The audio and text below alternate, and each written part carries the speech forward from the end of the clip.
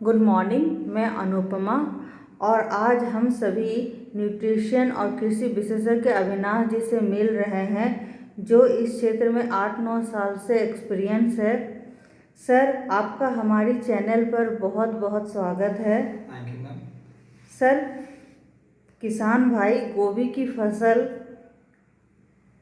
की तैयारी कैसे करें? बहुत अच्छा क्वेश्चन है मैम, क्योंकि गोभी जो है वो हमारे शहर के आसपास के जो किसान भाई हैं, जो शहर के आसपास जिनकी खेती है, वो लोग ज़्यादातर जो है सब्जियों वाली खेती करते हैं। और इसमें गोभी की जो खेती है वो किसानों के साथ बहुत बड़ी चुनौती बन करके अब सामने आ रही है। और इसका कारण ये है कि गोभी की खेती में कीट पतंगे बहुत ज़्यादा लगते हैं, दूसरा खरपतवार भी बहुत ज़्यादा हो जाता है और पैदावार जो है वो कई हद तक वो मतलब डिक्रीज़ हो रही है, घट रही है, क्योंकि बहुत सारे फसल जो है बीच में ही ख़राब हो जा रहे हैं।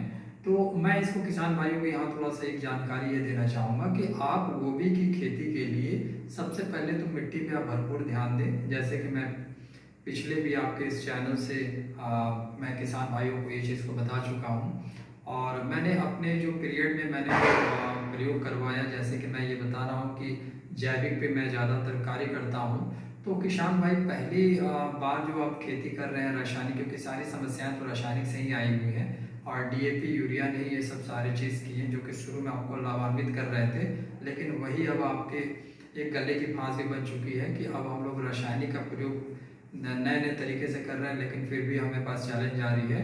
तो मिट्टी की तैयारी के लिए मैं आपको कहूँगा कि आप यहाँ पर ग्रेनुअल का प्रयोग करें। और ग्रेनुअल क्या होता है कि पेड़ पौधे के अवशेष का बना होता है, और यहाँ पर जो ग्रेनुअल फॉर्म एक बहुत अच्छा और पावरफुल तरीके से बनाने की बनाती है कंपनी का मैं नाम लेना चाहूँगा, और भारत की वो जैविक क्षेत्र में बहुत लीडिंग कंपनी है और विश्व में भी अपने 8-9 देशों में इसकी सप्लाई कर रही है, जहाँ से वहाँ पर भी बहुत अच्छे रिजल्ट आ रहे हैं, और उसका नाम होता है वेस्टीज। तो शुरू में जब आप मिट्टी में जब आप डीएपी यूरिया या किसी भी चीज़ का आप प्रयोग कर रहे होते हैं, तो वो जो रासायनिक जो चीज़ें आप खाद के रूप में डाल रहे हैं, तो उसकी मात्रा को आप आधी कर लें। और एक पैकेट जो है ग्रेनुअल, ये 1.5 बीघे के लिए आता है, 5 केजी होती है। आप उनके साथ अच्छी तरह से मिक्सअप कर सकते हैं, और मिक्सअप करने के बाद ये वेस्टीज कंपनी का ही आता है एग्री 82, ये 100 ml का है। ये चीज़ें आप उनके साथ उनको अच्छी तरह से मिला दीजिए, और मिलाने के बाद जिस विधि से भी आप उस रासायनिक जो खाद है उसको मिट्टी में आप जोड़ते हैं, उस तरह से आप उसको मिट्टी में डाल दें। डालने के बाद जो प्रक्रिया आपकी होती है सिंचाई करना, और फिर कहीं से पौधे प्लांटेशन जो होता है वो लेकर के जिस विधि से भी आप लगा रहे हो, तो आप उस विधि से आप लगाओ।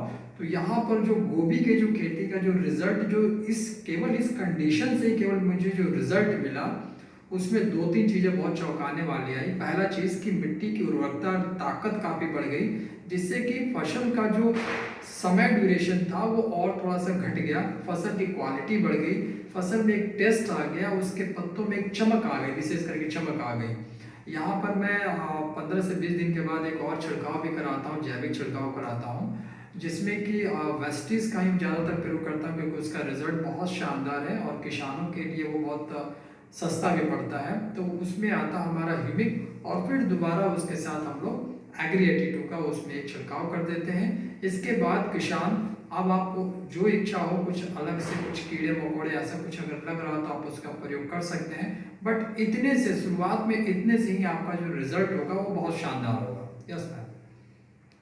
सर, इसकी पैदावार को बढ़ाने के लिए किसान भाई को क्या करना चाहिए? सर इसकी मैम इसकी जो पैदावार है, जो चीज़ें आपने बता क्वेश्चन पूछी है, उसका जवाब ऑलरेडी पहले था, लेकिन फिर दोबारा इस चीज़ को हम लोग यहाँ पर रिपीट करें किसान भाइयों के साथ कि इसकी पैदावार बढ़ाने के लिए हमको विशेषकर 2 चीज़ों पर ध्यान देनी पड़ेगी। पहला है मिट्टी, और दूसरा है उसमें लगने वाले जो कीट पतंगे हैं।